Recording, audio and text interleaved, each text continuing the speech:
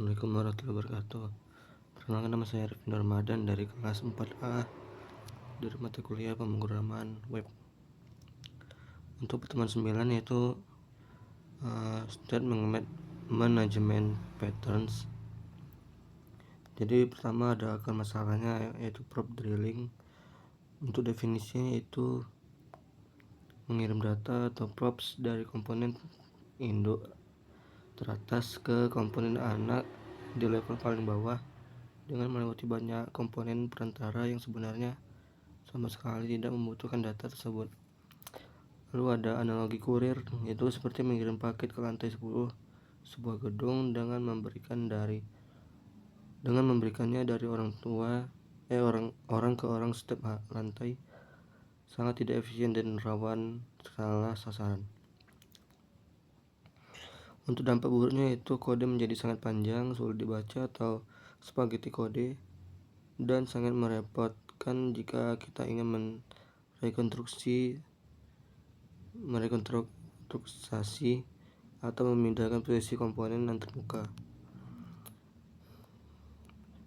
Lalu ada memilih pertempuran yaitu local versus global state. Yang pertama itu local state atau urusan pribadi, data yang hanya relevan untuk satu komponen tertentu, misal status teks di dalam form input, apakah drop down menu sedang dibuka atau tertutup. Cukup simpan di memori internal komponen itu sendiri. Kedua, global state itu urusan publik. Data yang dibutuhkan oleh banyak komponen di berbagai halaman yang terpisah jauh.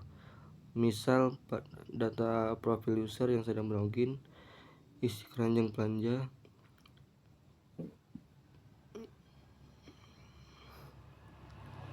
tema dark atau light mode.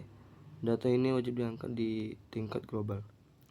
Lalu ada aturan emasnya, yaitu jangan jadikan semua state menjadi global. Hanya angkat state yang benar-benar dibutuhkan secara bersama untuk menjaga performa aplikasi tetap optimal dan tidak memakai RAM berlebih.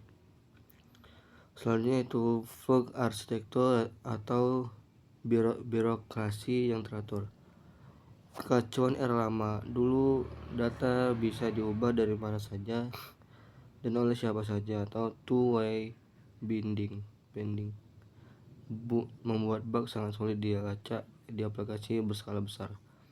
Solusi fluxnya yaitu pola arsitektur yang memaksakan aliran data satu arah atau one-way data flow yang sangat ketat.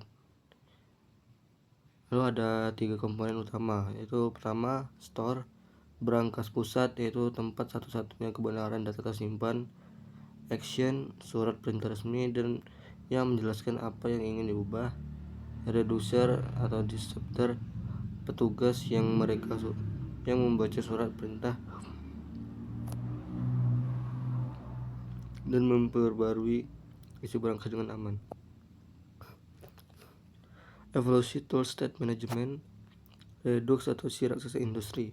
Implementasi Flux paling populer, sangat tangguh untuk aplikasi raksasa skala enterprise, namun terkenal memiliki banyak boilerplate kode atau kode setup awal yang panjang dan kaku. Konteks API, solusi bawaan Red. Fitur asli untuk membagikan data tanpa drilling, sangat bagus untuk data yang jarang berubah seperti setelan tema, tapi kurang cocok untuk data yang terus-menerus berubah seperti live harga saham, karena bisa memicu render berlebih ke seluruh aplikasi. Lalu generasi modern sustain Pinia Redux Toolkit, ala generasi baru yang menawarkan performa tinggi, kemudian penulisan dukungan tipe data ketat, TypeScript, dan menghilangkan kerumitan coding dari generasi sebelumnya. Integrasi keislaman itu pertama ada state management dan amanah. Data state adalah aset paling berharga dalam aplikasi. Menjaga data agar tidak dimanipulasi secara ilegal dari komponen yang tidak berhak adalah untuk menjaga amanah dan memelihara harta atau informasi, atau bisa disebut dengan hifz al-mal. Lalu ada arsitektur flux dan ketaatan pada aturan ketat dalam mengubah state, wajib melalui tahapan action dan reducer mempresentasikan nizam atau keteraturan. Dalam Islam segala sesuatu ada prosedurnya syariat agar kehidupan berjalan harmonis dan tidak berujung pada kekacauan atau chaos. Lalu mencegah drop drilling, menghindari operan data kepada komponen yang tidak berkepentingan, mencerminkan prinsip efisiensi atau min husni islami mar'i tarkuhu malaya yakni di antara tanda kebaikan keislaman seseorang adalah meninggalkan hal yang tidak bermanfaat baginya. Apa selanjutnya?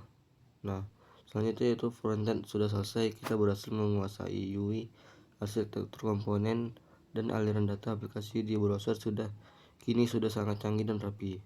Tapi tunggu, jika kita menutup browser atau refresh halaman, semua isi keranjang belanja dan status login kita lenyap seketika. Kenapa? Karena aplikasi kita belum memiliki ingatan jangka panjang. Untuk bocoran bab berikutnya yaitu ada bab 9 server slide, fundamental dan runtimes. Jadi kita akan melompat ke sisi lain dari tembok pembatas, yaitu dunia backend, berkenalan dengan fondasi arsitektur, pergerakan data di server, lalu menyelami lingkungan tempat pengeksekusian kode atau runtime seperti Node.js dan ekosistem modernnya yang bertugas menyimpan data kita secara permanen. Cukup sekian dari tugas membaca saya akhiri. Assalamualaikum warahmatullahi wabarakatuh.